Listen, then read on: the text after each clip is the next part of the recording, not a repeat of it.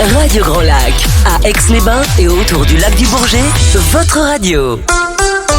Vous aimez l'art et la culture d'ici et d'ailleurs ? Retrouvez Anne dans l'épicerie culturelle du territoire. Bonjour à tous et ravi de vous retrouver dans l'épicerie culturelle du territoire. Alors merci d'être en direct avec nous pendant 1 heure sur Radio Grand Lac. Aujourd'hui, nous allons poétiser et nous laisser entraîner par l'inspiration avec un grand I. L'inspiration, le berceau de la poésie qui est partout et en tout, dans les mots, lus, prononcés, dans un dessin, couché nonchalamment, une peinture, des couleurs, des courbes, une étreinte, dans des intentions. Bref, la poésie, c'est le moment où notre cœur est touché, où il nous fait signe d'un battement pour nous dire « Regarde, tu vois, tu vis, tu as des émotions ».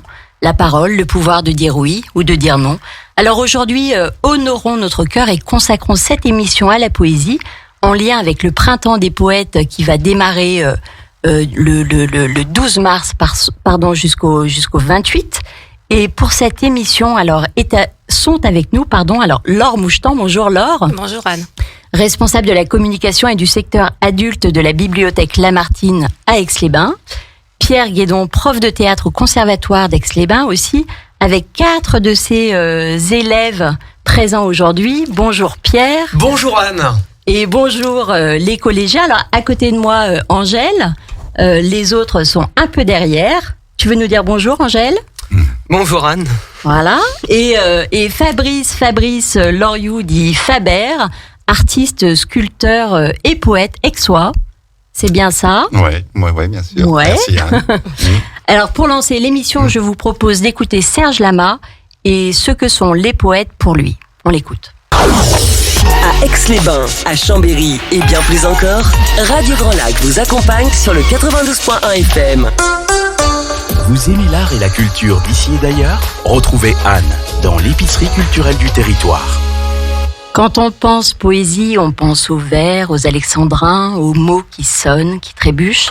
Et quand on est prof de théâtre et metteur en scène comme Pierre Guédon, on n'y est pas insensible, n'est-ce pas Pierre ? Oh, pas du tout Anne, on est même plutôt très sensible évidemment à la poésie et à sa musicalité. Et donc du coup, c'est un rendez-vous que j'affectionne, le printemps des poètes, parce que déjà j'y retrouve mes collègues de la bibliothèque, et c'est surtout notre manière de célébrer la poésie, aussi dans la transmission aux jeunes collégiens qui nous entourent aujourd'hui, Anne, de leur faire découvrir combien elle nous fait voyager, cette poésie. Alors, que proposes-tu ? Alors aujourd'hui, en fait, tu es là avec 4 élèves du conservatoire. Tout à fait, Anne. Et tu nous proposes en fait l'écoute d'extraits de la première gorgée de bière de Philippe Delerme. Ah non, pas de Vincent. Non, Anne, dis donc. De Vincent Delerme. Alors, quelle expérience en fait veux-tu faire vivre aux auditeurs par l'écoute de ces extraits ? Eh bien, déjà se replonger pour certains et certaines dans des souvenirs qui nous sont évidemment propres à nous, et aussi de faire se rendre compte aux plus jeunes générations que tout est poésie. Une gorgée de bière, aller au cinéma, faire une pétanque avec des amis, il y a toujours un peu de poésie dans l'air. Alors on va écouter Angèle qui va nous lire le premier extrait, le cinéma.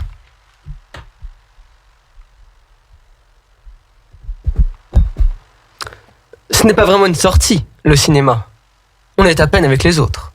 Ce qui compte, c'est cette espèce de flottement ouaté que l'on éprouve en entrant dans la salle. Le film n'est pas commencé. Une lumière d'aquarium tamise les conversations feutrées.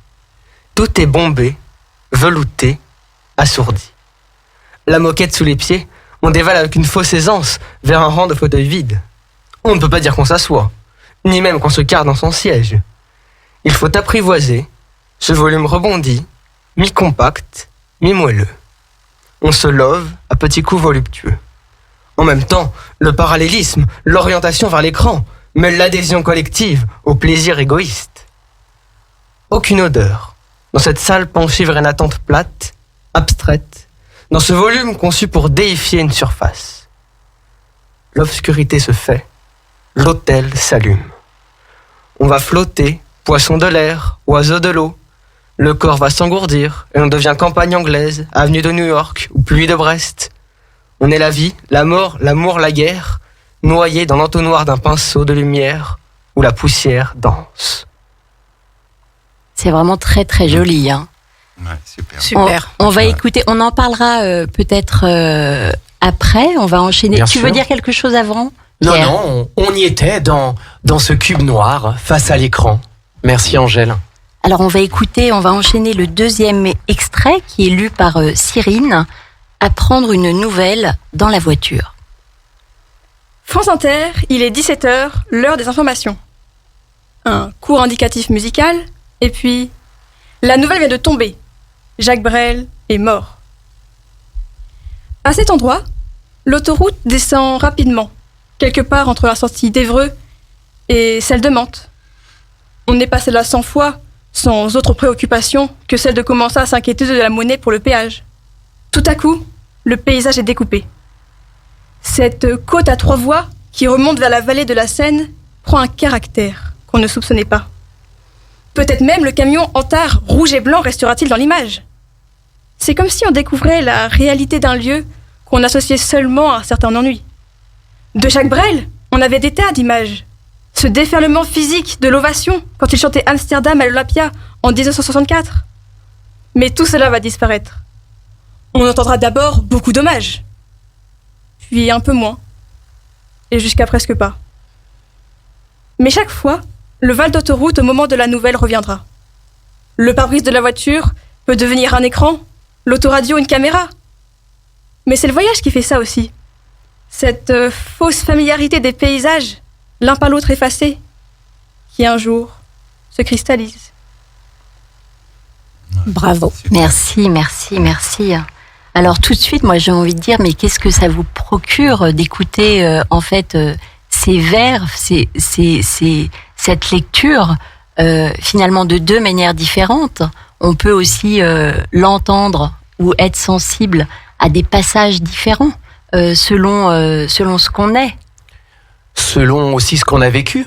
selon ce qu'on a vécu, tout à fait. Parce que ça soit Jacques Brel ou un autre chanteur ou un plasticien, compositeur, peu importe, en fait, on se remémore, c'est des réminiscences, comme on dit. Alors évidemment, il faut avoir un peu d'expérience de vie, c'est évidemment plus délicat pour un collégien d'avoir des images fortes par rapport à ces grands personnages de la chanson comme Jacques Brel, mais on a tous eu à un moment donné un val d'autoroute et quelque chose qui s'ouvre sur le paysage. Alors moi évidemment ça me rappelle mes souvenirs, c'est tout.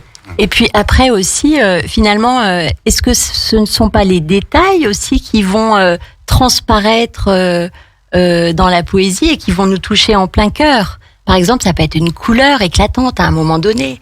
Ça peut être, alors je pense que on n'a peut-être pas forcément tous les mêmes références et quand on est enfant, adolescent ou adulte ou même vieillard, on n'est sûrement pas sensible aux mêmes choses. Mais je pense que dans chacun dans nos vies, en tout cas, on a des détails comme ça qui vont nous toucher et qui vont nous peut-être qu'on va affectionner pendant un certain nombre de temps, pardon.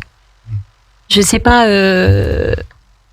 Ah ben on a cette histoire collective en nous, hein. On porte tous ces bagages-là, ces bagages émotionnels, ces bagages culturels de souvenirs. Et c'est vrai que du coup, peu importe l'âge que l'on a, on se réfère à ce qu'on peut, à ce qu'on veut. Et du coup, la poésie, de toute façon, dépasse tout ça et nous subsiste aussi. Oui, pardon. Ce qui m'a touchée, moi, c'est dans les textes de Philippe Delerme, et c'est la thématique du Printemps des poètes cette année, c'est l'éphémère. C'est tous ces petits gestes du quotidien qui passent comme ça devant nous. On n'y attache pas d'importance, mais en fait, elles ont une importance. Ils ont une importance. Ils nous nourrissent. Ouais. Oui, on aimera toujours ce que l'on a aimé, quoi. Possible, possible.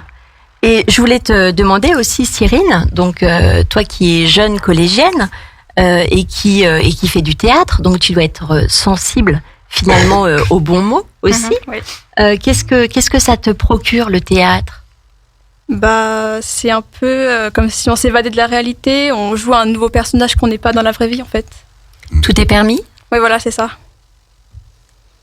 Alors, on va marquer une pause musicale avec Enivrez-vous de Serge Reggiani. qui récite magnifiquement bien Baudelaire. Radio Grand Lac sur 92.1. Vous aimez l'art et la culture d'ici et d'ailleurs? Retrouvez Anne dans l'épicerie culturelle du territoire. Et oui, toujours dans l'épicerie culturelle du territoire, nous nous laissons bercer par la poésie que l'on retrouve un peu partout et dans les mots, dans des textes, et notamment celui de la première gorgée de bière que des jeunes du conservatoire, je vais y arriver, d'Aix-les-Bains, en fait, sont venus partager avec nous. Donc, on va entendre Adrien tout de suite avec l'extrait de la pétanque des néophytes. La pétanque des néophytes. Alors, qu'est-ce que tu fais? Tu tires ou tu pointes? Cette mauvaise imitation de l'accent marseillais fait partie des usages. On se sent un peu gourd, les boules à la main. On a beau parodier pour se donner du cœur au ventre, se promettre le pastis, contrefaire le Fernandel goguenard. On le sent bien. Mais il faut se résigner au 2e degré, car on n'a pas le style. Non, pas cet accroupissement confortable du premier pointeur, les genoux écartés, méditant le bon chemin en faisant tressauter la boule dans sa main recroquevillée. Pas ce silence qui précède les autres œuvres du tireur. Et dans l'exaspération de son attente, il y a comme un risque provocateur, méticuleusement consommé. D'ailleurs, on ne joue pas à la pétanque, mais aux boules. Pour un tétard surprise, un carreau stupéfiant, combien d'approches molles à 1 mètre du cochonnet, des tirs kamikazes enlevant la boule qu'on ne visait pas. Il n'empêche, on a ce bruit de fête, ce bruit d'été des boules claires entrechoquées. On retrouve des phrases, on retrouve des gestes. Merci Adrien, c'était vachement chouette. Mais moi je trouvais pas du tout pourri cet accent marseillais. Pas du tout.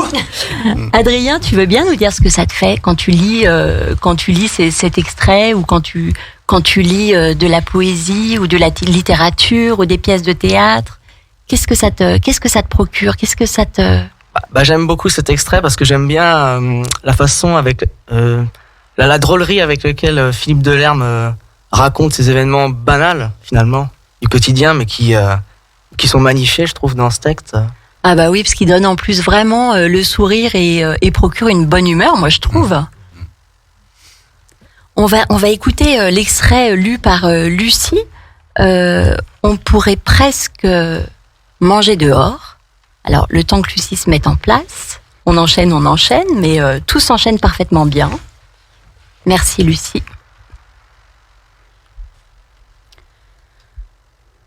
On pourrait presque manger dehors. On pourrait presque manger dehors. La phrase vient toujours au même instant, quand il semble qu'il est trop tard pour bousculer le temps. Trop tard? L'avenir sera ce que vous en ferez. La folie vous poussera, peut-être, à vous précipiter dehors, à proposer des pullovers, à canaliser l'aide que chacun déploie avec un enjouement maladroit. Ou bien, vous vous résignerez à déjeuner au chaud. Mais peu importe, ce qui compte, c'est le moment de la petite phrase. On pourrait presque. C'est bon la vie au conditionnel, comme autrefois dans les jeux enfantins. On aurait dit que tu serais. Une vie presque, une fantaisie modeste, un petit vent de folissage qui change tout sans rien changer. Parfois, on dit on aurait presque pu. Là, c'est la phrase triste.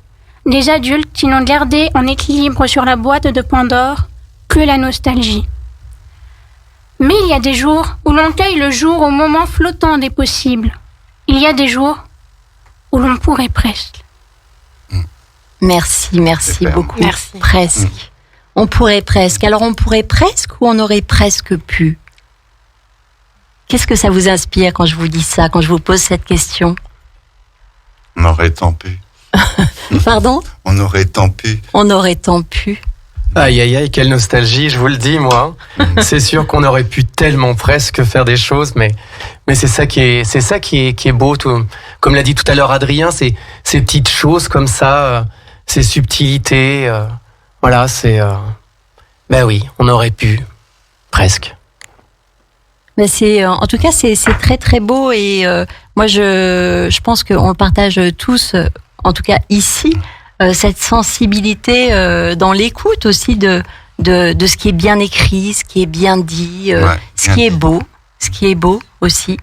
Qu'est-ce que j'ai envie de te demander aussi, Pierre, quand tu te pars en fait, quand tu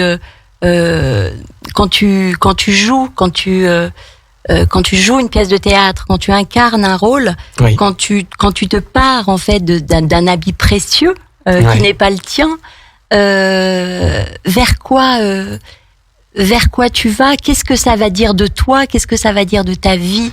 Est-ce que tu pourrais témoigner de ça auprès de nos auditeurs? Oui, on va essayer, Anne, en 2 secondes, moi qui ai un grand bavard. En fait, surtout, je pense que tout ça, c'est une histoire en fait d'émotion, de sensibilité. Moi, j'ai surtout la sensation quand je joue un personnage, quand je mets en scène une pièce, que j'ouvre mon ascenseur émotionnel et que je laisse aller vers moi et que j'essaye de donner des choses et moi c'est surtout des histoires d'émotions. Tout ça, tous ces mots, ce langage, la littérature, c'est surtout un grand vecteur émotionnel. Et c'est pour ça que je fais du théâtre aujourd'hui. Voilà. Pour ressentir des émotions et les transmettre. Donc c'est ce qui fait poésie dans ta vie. Faire du théâtre, c'est ça qu'on peut dire? Oui, on peut dire que ça fait poésie dans ma vie, bien sûr. Est-ce que je peux vous demander aussi à vous, qu'est-ce qui fait poésie dans votre vie? Laure Mouchetan ou Faber? Alors oui, je sais que ça demande un peu de réflexion. Ouais. Vous étiez pas préparé à cette question. Le côté contemplatif. Le côté contemplatif. Ouais, là, je te rejoins. Ouais. Tout ce qui est contemplation, le rêve, se laisser porter, et ça fait du bien. Se laisser porter. Ben oui, c'est aussi finalement la grande magie de la vie, se laisser porter. Parce que souvent, elle nous amène comme ça des cadeaux, des choses finalement qu'on n'avait pas forcément prévues et qui arrivent quand on sait. Se retrouver, se reconnaître. Alors demain, c'est la journée de la femme. Je vous dis pas ça comme ça pour rien au milieu. Laure Mouchetan en fait a souhaité rendre hommage aux femmes en nous présentant 2 coups de cœur de femmes poétesses. Juste en fait après Patrick Juvet qui s'interroge: où sont les femmes? Ah, on me fait signe que non. Alors on n'écoutera pas Où sont les femmes de Patrick Juvet. Pourtant, la transition mais quel dommage. Pourtant la transition était belle. On l'a pas? Bon alors on peut le chanter? Non, on va pas le chanter. Non. En tout cas, alors peut-être Laure, tu peux nous dire quand même la place des femmes finalement chez les écrivaines, chez les romancières, les novellistes, enfin les littéraires. C'est vrai que la poésie, c'est pas forcément porté par des hommes et c'est pas forcément pour un public averti. Et on a pu parler de Baudelaire, Verlaine, Ronsard, etc. Mais on a toute une génération et actuellement un peu plus même de femmes poétesses qui m'ont touchée, qui me touchent.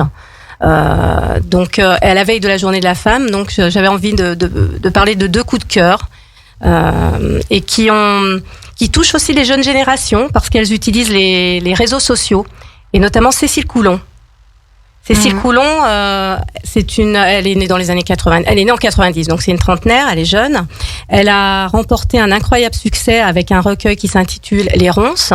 Tout d'abord, elle l'a publié sur Facebook, tout simplement. Ensuite, 13 000 exemplaires vendus, selon son éditeur, ce qui est quand même pas mal en poésie. D'ailleurs, elle est très facilement joignable. Je vois sur les réseaux sociaux, on peut se mettre sur sa page, s'inscrire sur sa page et elle parle facilement en fait à tous ceux et celles qui veulent bien finalement lui donner un petit mot. Je la trouve très ouverte. Tout à fait. Elle poste régulièrement. Elle démocratise, je trouve, cette lecture de la poésie. Elle change aussi le regard que nous portons sur cette poésie qui peut paraître parfois un petit peu élitiste. Et il y a aussi l'image parce qu'elle est sur Instagram aussi.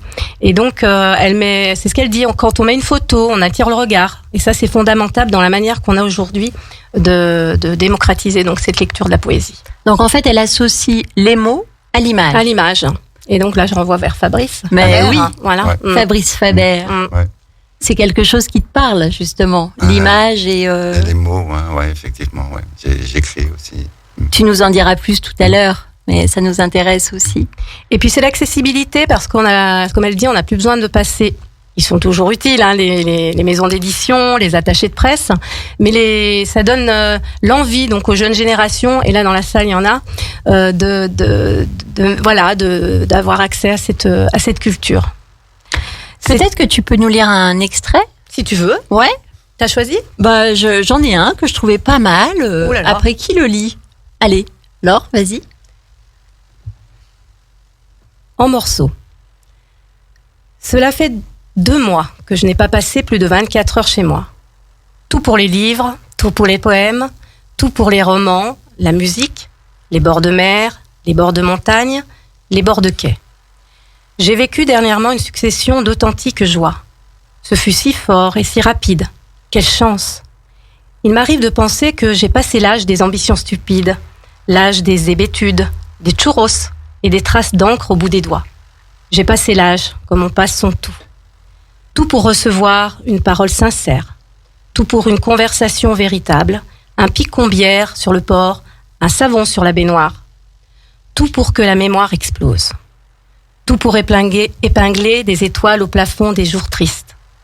Écrire un poème, c'est découper en soi un morceau de silence, trempé de honte et d'inquiétude, puis on le fait sécher sur une branche longue ou sur un fil tendu, entre 2 maisons hautes, le vent souffle dessus, le soleil l'entortille, et quand il est bien sec, on l'offre à ceux qui savent qu'un poète est à la fois un vieillard et une jeune fille. Tout pour une sieste sur la plage, tout pour les histoires, tout pour les cheveux mouillés qui sentent la fumée des brasiers de campagne, tout pour écrire encore. Dans le train, pour la ville noire, je frotte la peau des mandarines sur mes poignets et derrière mes oreilles, je suis en morceaux. Très bon choix. Ouais, c'est très très beau. C'est très beau. Ouais. Alors on peut dire que on n'écrit pas aujourd'hui une poésie comme on pouvait l'écrire du temps de Baudelaire. Et finalement, on pourrait tous finalement faire de la poésie à partir du moment où on écrirait nos émotions. Est-ce que c'est un exercice que tu as fait excuse-moi, j'ai plus ton prénom. Adrien, est-ce que c'est quelque chose que tu aimerais faire ou un exercice que tu as essayé de faire, de coucher sur papier des émotions ou une histoire qui t'arrive, quelque chose que tu vis? C'est vrai que c'est quelque chose que j'ai pas vraiment fait, mais je pourrais le faire et c'est vrai que c'est intéressant à faire comme travail. Après, on le fait un petit peu en cours de français, mais c'était pas vraiment la même chose parce qu'on a plus un sujet imposé. Mais c'est quelque chose qui serait intéressant d'être fait. Pierre, c'est quelque chose que tu pratiques, l'écriture? Alors, tu sais, moi, je me méfie énormément de l'écriture parce que je trouve que c'est très, très compliqué d'écrire, de bien écrire, même si on n'a pas forcément besoin de se mettre des ambitions incroyables. Mais alors oui, ça m'arrive effectivement d'écrire dans le cadre, par exemple, de mes cours au conservatoire, où on passe par des moments d'arrangement, d'adaptation. Alors oui, je fais appel à l'écriture, mais je trouve que c'est un art très très délicat. J'essaie déjà d'être un passeur à mon niveau en tant que comédien ou metteur en scène, et je le laisse aux autres. Alors on voit, en tout cas quand on entend Cécile Coulon, on se dit quelle simplicité. Finalement, on se balade en fait à travers ces mots. Alors, c'est peut-être effectivement un exercice quand même qui est très difficile. Oui, c'est vrai que ça paraît simple, mais je pense qu'il y a quand même du travail derrière, de témoigner ce que nous sommes en train de vivre tout simplement. C'est cette simplicité, comme tu dis. Et ce que sont en train de vivre aussi les jeunes dans le monde, et notamment les jeunes femmes, c'est ce qu'elles transmettent, comme l'autre poétesse dont je vais parler tout à l'heure. Ou maintenant. Si tu veux bien nous en parler. Alors là, c'était vraiment un coup de cœur. Je l'ai découverte l'année dernière. C'est Mara Malmasri. Elle est franco-syrienne. Elle a été lauréate du prix Al-Bayan de la poésie en 2013, avec un recueil magnifique que je vous invite à lire, qui est Elle va nue la liberté. Ses premières poésies, ce sont des lettres, tout simplement, qu'elle adresse à son premier amour d'adolescence. Et son frère aîné, qui est aussi poète, les découvre, et sans rien lui dire, il les fait publier à Damas. C'est une belle preuve d'amour. Ouais, c'est joli, hein. Tout à fait. En 84, sous le titre, un titre magnifique aussi, Je te menace d'une colombe blanche. Elle s'exile en France en 82 et a choisi la langue française comme langue. Et elle dit pour elle, la langue, c'est un véhicule comme un autre. Et à travers sa poésie, c'est la voix féminine qui s'exprime, une voix féminine intime, intérieure. Ces mots lui servent aussi à protéger les femmes. Elle est ambassadrice au Secours populaire et elle s'investit contre la violence faite aux femmes. En 2017 est créé notamment un prix qui porte son nom, donc le nom de Maram El-Masri, qui récompense des poésies et des œuvres graphiques. Voilà. Et donc vous pourrez la découvrir, notamment demain soir au conservatoire. Découvrir pas Maram El-Masri, mais ses poèmes, puisque la bibliothèque organise une lecture théâtralisée qui s'intitule Rebondir. Ça aura lieu donc demain soir à 19h à l'auditorium du conservatoire et qui sera interprétée par les comédiennes de la compagnie Rêve Art Travis. Avec à la flûte Julien Conti, on mêle les arts, la musique, et il y aura de la danse aussi avec les chorégraphies de Claudine Barrague et un témoignage de Tiffaine Lemirois sur ce qu'elle a vécu en tant que femme. Alors, on va écouter un extrait de Elle va nue la liberté j'ai plus son nom. Maram El-Masri. Maram El-Masri. Elle va nue la liberté. Sur le mur d'une école, le mot liberté a été écrit avec de la craie blanche, par les petites mains des écoliers. Sur le mur de l'histoire, la liberté a écrit leur nom avec du sang. Ouais, c'est fort, hein. C'est simple et en même temps c'est quand même très fort. Et c'est de l'actualité. Et c'est de l'actualité plus que. Ouais. La poésie comme rempart, hein. La poésie comme rempart. Et d'ailleurs, ce que tu as cité aussi tout à l'heure, le titre. C'est un très joli titre avec la colombe. Je te menace d'une colombe blanche. Je te menace d'une colombe blanche. C'est quand même, c'est fort. C'est quand même des mots qui viennent se percuter entre quand on menace, entre la guerre et la paix. Enfin, je trouve ça très très très beau et très fort. On va faire une pause musicale et on va se retrouver tout de suite après pour poursuivre en poésie. Sur les bords du lac du Bourget, la radio autrement. Radio Grand Lac. Vous aimez l'art et la culture d'ici et d'ailleurs ? Retrouvez Anne dans l'épicerie culturelle du territoire. Pierre Guédon avec ses élèves Lucie, Adrien, Angèle et Cyrine viennent de quitter le studio. Un grand merci à eux d'avoir participé à cette émission autour de la poésie, des printemps des poètes. Et nous continuons, nous poursuivons avec Laure Mouchetan et Faber, notre célèbre et artiste pluridisciplinaire, puisque c'est un touche-à-tout par sa sensibilité.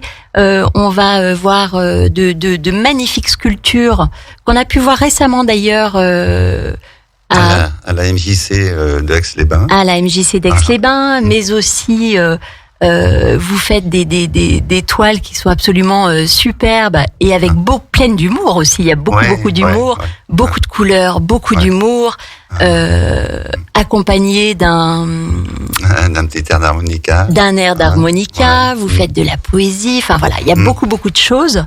Qu'est-ce que finalement, à quoi ça sert finalement de se servir de sa sensibilité pour exprimer tout ce que vous exprimez? Est-ce que pour vous, c'est quelque chose d'utile? Oui, complètement. Je veux dire, à partir du moment où j'ai découvert la sculpture, la peinture, le dessin, ça m'a complètement changé la vie. C'est un moyen pour moi d'extérioriser. Je dirais que je m'adonne au plaisir solitaire. Mon plaisir avant tout, c'est de faire et de me surprendre, voire de surprendre. D'accord. Alors, est-ce que tu as des rencontres avec, par exemple, des scolaires aussi, avec qui tu vas parler de ton... Ça m'est arrivé une fois d'intervenir dans une école, de faire une exposition comme si c'était un musée. Et c'était en lien avec une institutrice et sa classe.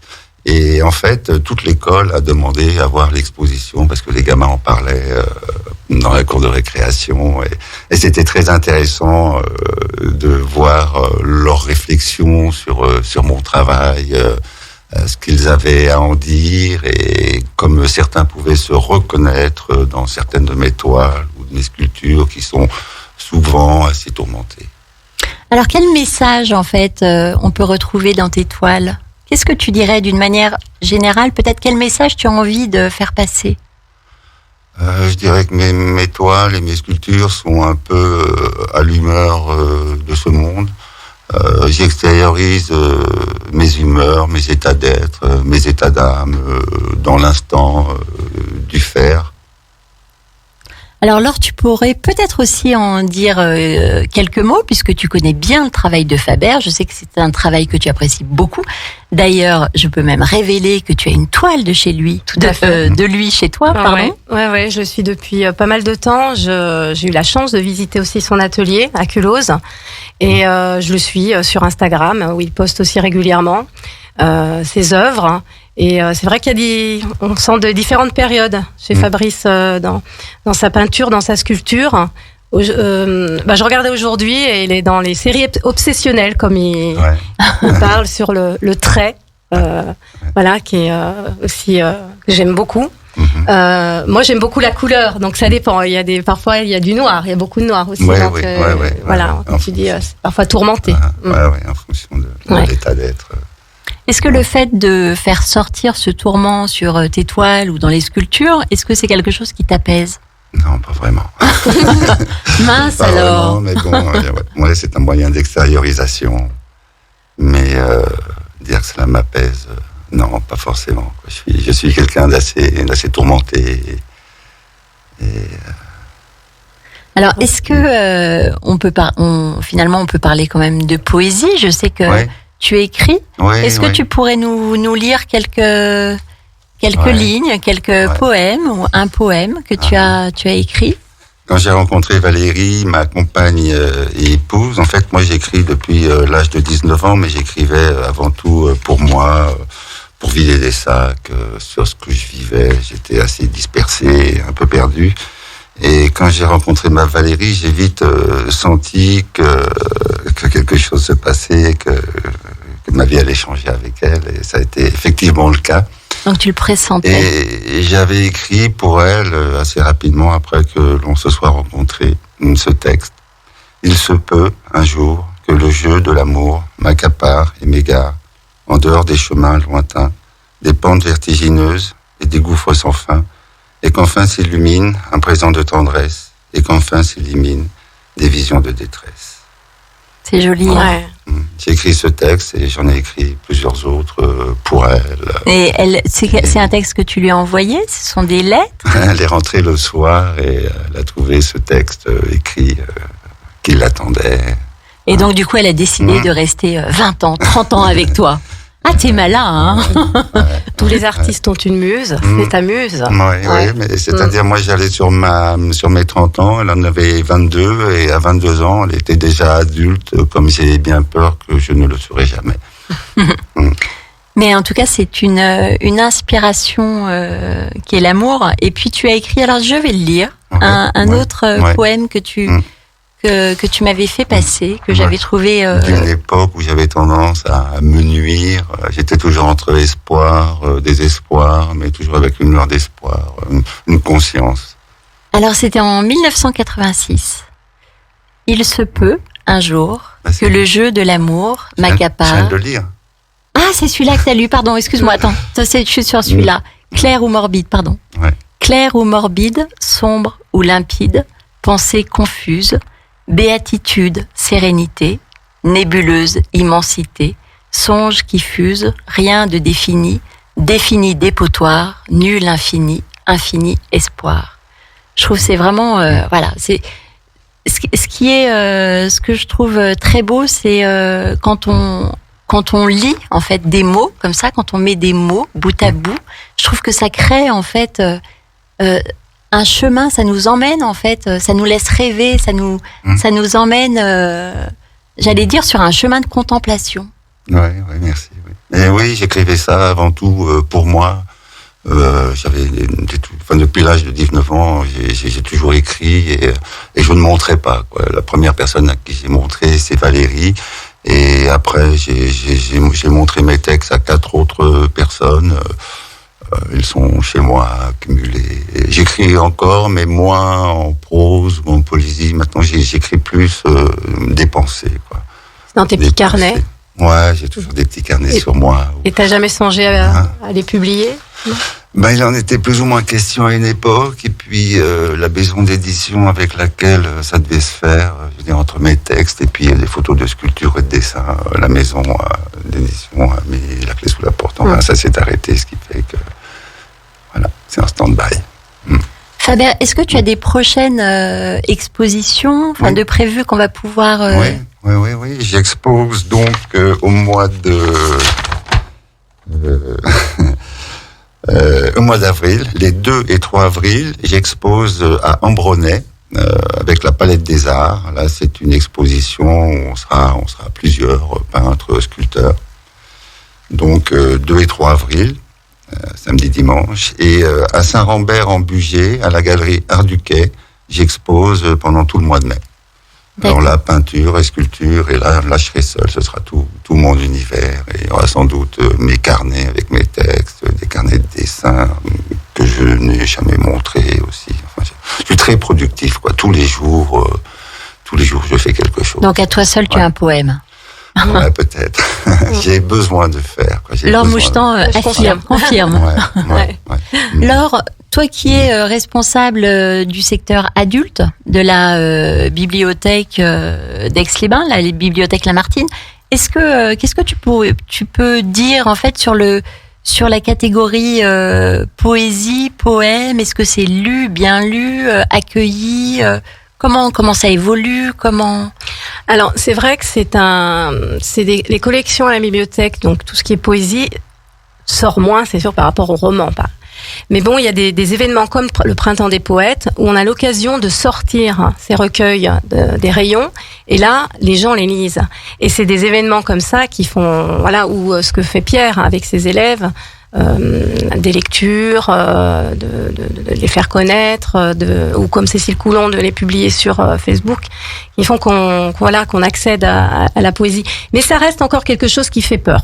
Où on dit pourquoi lire la poésie? Alors peut-être qu'on est trop enfermé dans l'histoire des Alexandrins ou dans des choses comme ça qui sont quand même, peut-être qu'on peut se dire c'est pas pour moi, c'est quand même d'un autre temps où j'arrive pas à le lire ou à être sensible. Voilà, tout à fait. C'est même l'art en général, cette accessibilité, même à la peinture ou aller au musée et de rendre tout cela accessible. Mais la poésie, non, à mon avis, ne sort pas assez. N'est pas assez lue. Et pourtant, on peut voir aussi quand même que la poésie, c'est vraiment très accessible. Aujourd'hui, la poésie contemporaine, finalement, peut être très simple. Et en fait, elle nous vient par des images, nous toucher par des images, simplement. Ouais. Et comme autre poétesse qu'il faut découvrir aussi, c'est une poétesse canadienne, pareil, une jeune, qui s'appelle Rupi Kaur. Ah oui. Et Lait et Miel, notamment son recueil, qui est aussi magnifique. Alors, on l'avait évoqué l'année dernière. Effectivement, moi, j'avais lu quelques poèmes de Rupi Kaur. C'est pareil, c'était très simple. C'est aussi très simple, très court, avec de belles images. Elle nous offre de belles images à travers ses poésies. Et puis, j'en profite aussi pour dire qu'on fait une petite conférence sur Baudelaire le 19 mars à la bibliothèque, toujours avec la compagnie Rêve Travis. Très bien. Voilà. Tu peux nous dire quelques mots sur Baudelaire aussi? Baudelaire, on parlait de tourment. Le Baudelaire. Voilà, le Baudelaire. D'ivresse, moi, j'aime beaucoup Baudelaire, bien sûr. Le spleen, les fleurs du mal. C'est quelque chose aussi qui m'a beaucoup touchée lorsque j'étais jeune. Voilà, c'est un des poètes qui m'a marqué plus jeune. L'autre jour. Tu veux dire quelque chose sur Baudelaire? Quand j'étais jeune, oui. Voilà. Et on a fêté les 200 ans de sa naissance l'année dernière. Donc, D'accord. Donc il marque encore son temps. Ouais. Il marque encore son temps. Alors, on va marquer la dernière pause musicale avant de conclure cette émission. On va écouter la version des poètes de Léo Ferré. Radio Grand Lac. Vous aimez l'art et la culture d'ici et d'ailleurs? Retrouvez Anne dans l'épicerie culturelle du territoire. La poésie sous toutes ses formes, celle qui nous fait emprunter un chemin vers notre âme, notre être intérieur et nous permet un face-à-face avec notre propre cœur. Merci à vous d'avoir été là. Laure Mouchetan de la librairie, j'allais dire, de la bibliothèque Lamartine d'Aix-les-Bains, Faber, artiste aixois. Il y avait aussi tout à l'heure Pierre Guédon avec ses élèves qui sont venus. Merci vraiment à vous d'être venus. Est-ce que vous voulez, pour conclure cette émission où on a abordé la poésie dans le cadre du Printemps des poètes, alors bien sûr on n'a pas abordé le thème éphémère, on en parlera dans 15 jours puisqu'il y aura une autre émission en fait consacrée au Printemps des poètes où là on parlera plus de ce thème-là. J'aurais aimé quand même savoir si vous aviez aussi quelque chose à rajouter par rapport à tout ce qui a été dit. On en a dit pas mal. Faber? Oui, je dirais que je suis un contemplatif et que mes promenades m'emmènent au bord des fleuves, des rivières, en quête de galets, qui est ce que je préfère sculpter. La forme du galet m'inspire, quoi. Mais après, la sculpture, c'est comme l'écriture. Avant d'attaquer, je sais pas exactement où je vais. C'est comme si l'inspiration venait d'en haut et je suis surpris de ce qu'il en ressort. Je me surprends et c'est magique d'être dans le faire et de faire, quoi. Laure? Je dirais que la bibliothèque, on pense souvent que on va chercher des livres, on repart avec des livres, mais c'est aussi faire connaître ce genre littéraire et ces genres littéraires, ces livres, et notamment développer toute une action culturelle autour de cela. Et après 2 ans sans avoir fait grand chose à cause de la pandémie, notre programmation repart et ça fait du bien. Je voudrais juste aussi remercier Anne parce qu'il y a 1 an, c'était la première émission d'épicerie culturelle du territoire. C'est vrai. Et c'était le Printemps des poètes. À la bibliothèque, on a fait une petite exposition parce qu'on pouvait rien faire d'autre et tu as fait connaître ça et on avait fait des lectures de poèmes. Donc je te remercie. Voilà. Merci à toi. C'était un plaisir en tout cas de faire aussi cette première et de continuer en tout cas cette émission aujourd'hui qui me tient vraiment à cœur. Parce que c'est aussi partagé, c'est pas uniquement une émission où en fait on va parler de telle ou telle personne, c'est aussi partager avec vous qui êtes là et partager autour de cette sensibilité et aussi de peut-être de la culture. J'ai toujours aussi j'ai cette envie, alors je dirais pas une mission parce que c'est pas, mais j'ai cette envie de mettre l'accent sur sur l'importance aussi de la culture dans nos vies, que ce soit à travers la poésie, mais aussi à travers toute forme de culture, parce que je trouve que c'est l'ouverture de notre cœur qui fait aussi qu'on avance un peu plus chaque jour vers la paix. Et voilà, moi c'est ce que je voulais dire. Ouais, c'est intéressant de rencontrer les gens et d'échanger avec eux autour justement de la culture en général, quoi, que ce soit l'écrit, la sculpture, la peinture. C'est ce qui nous rassemble. C'est ce qui nous rassemble. Des fois, des échanges surprenants et intéressants. Alors, pour finir, ça serait peut-être bien aussi, avant de conclure et de refermer l'épicerie culturelle du territoire, de conclure par aussi une autre lecture par exemple, de Cécile Coulon. Tu veux bien? Si tu veux. Ouais. Alors après, je sais pas laquelle tu choisiras. Tu les connais un peu. Je sais que c'est un recueil que tu m'as passé, que tu connais, que tu as lu et que tu avais aimé. C'est le recueil. On peut peut-être le citer pour nos auditeurs qui veulent. C'est Noir Volcan. Qui est donc à la bibliothèque. Qui est à la bibliothèque, tout à fait, et qui est très récent de l'année 2021. Je vais lire le premier, tout simplement. Il s'appelle Je ne reste pas longtemps. Je ne reste pas longtemps pour que vous gardiez de moi une image agréable, pour que chaque parole prononcée ne soit pas perdue, pour que vous n'ayez pas la possibilité de trouver sur mon visage une expression de douleur ou d'agacement. Votre présence ne me fait pas mal et j'aime les gestes tendres. Simplement, il m'arrive d'avoir besoin d'une nuit sans étoiles et d'un jour sans déclaration. Je ne reste pas longtemps pour ne pas peser sur vos épaules nues, pour ne pas prendre la place qui n'est pas la mienne, pour ne pas vous voir pleurer. Je ne considère pas les larmes comme des aveux de faiblesse. Il faut du courage pour noyer le regard et la voix. Elle est impitoyable, la révolte des sanglots. Elle exige que l'on fasse dans la neige un petit pas de côté. Je ne reste pas longtemps pour garder de notre rencontre une belle entraille au cœur, pour ne pas me sentir irremplaçable, pour avoir envie de vous revoir. Parfois un simple sourire m'atteint comme une flèche aveugle, et je dois ramasser très vite les morceaux qui tombent de moi-même par le trou qu'elle a ouvert. Je ne reste pas longtemps pour ne pas être déçue parce que j'attendais de vous, pour la promesse d'un retour très bientôt, pour le baiser qui vient naturellement à ceux qui s'aiment. Je vous écris souvent, car j'ose à peine vous toucher. Comment font-ils pour effleurer des mains et approcher des lèvres et frôler des bouches closes alors que ces mouvements sont pour moi des actes qui contiennent tout. Je ne reste pas longtemps pour que chaque pas vers vous soit un pas de géant, pour que chaque étreinte soit une longue histoire, pour vous comprendre sans vous blesser. La nuit est belle sur les vallées profondes quand on sait que bientôt le jour va se lever. Je ne reste pas longtemps pour ne rien salir dans la petite chambre sur la Loire, pour ne pas embêter les fantômes qui étaient là avant moi. Je ne reste pas longtemps pour vous aimer encore. Ah, c'est magnifique. Superbe. Quelle sensibilité. Hein. Ouais. Ouais. Et souvent, je trouve que on dénonce la sensibilité comme un défaut. En fait, on la décrit comme un défaut. Et j'ai vraiment envie de dire, mais c'est l'inverse en fait.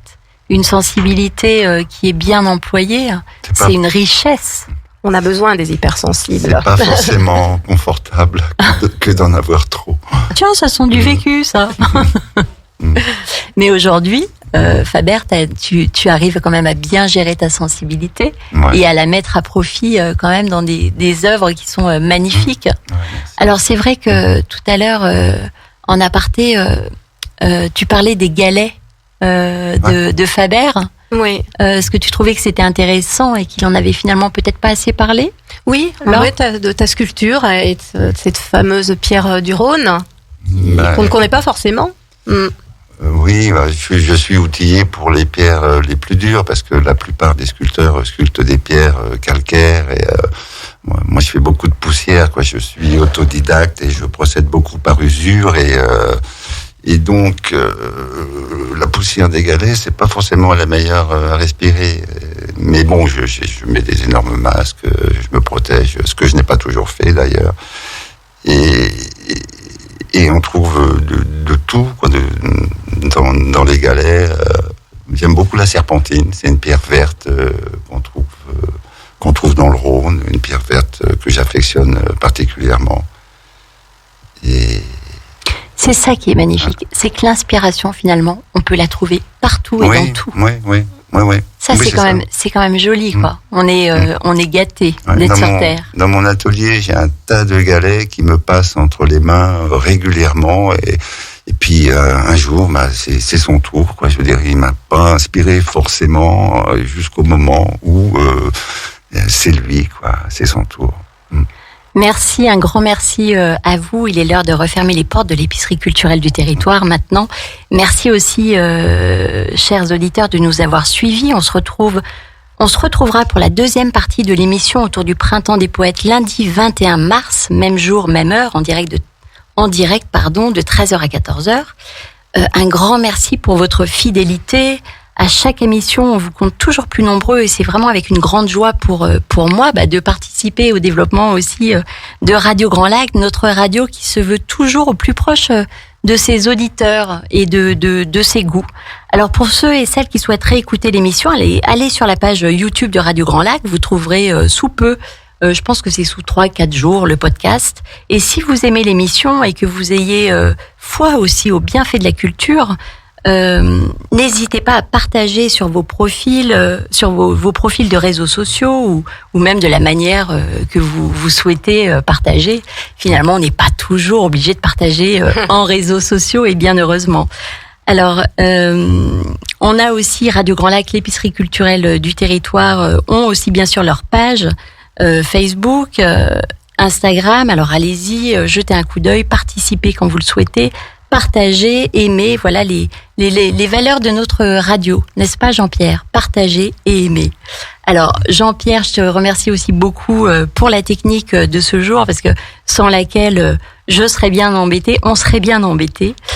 Merci, un grand merci à vous et continuons d'ouvrir notre cœur à la poésie de la vie, cette poésie qui nous ouvre les yeux sur la beauté du monde, un monde précieux à préserver, à protéger, un monde que l'on souhaite en paix et pour lequel nous devons tous, avec notre cœur, nous engager. Merci et à très bientôt. Entre lac et montagne, Radio Grand Lac, votre radio.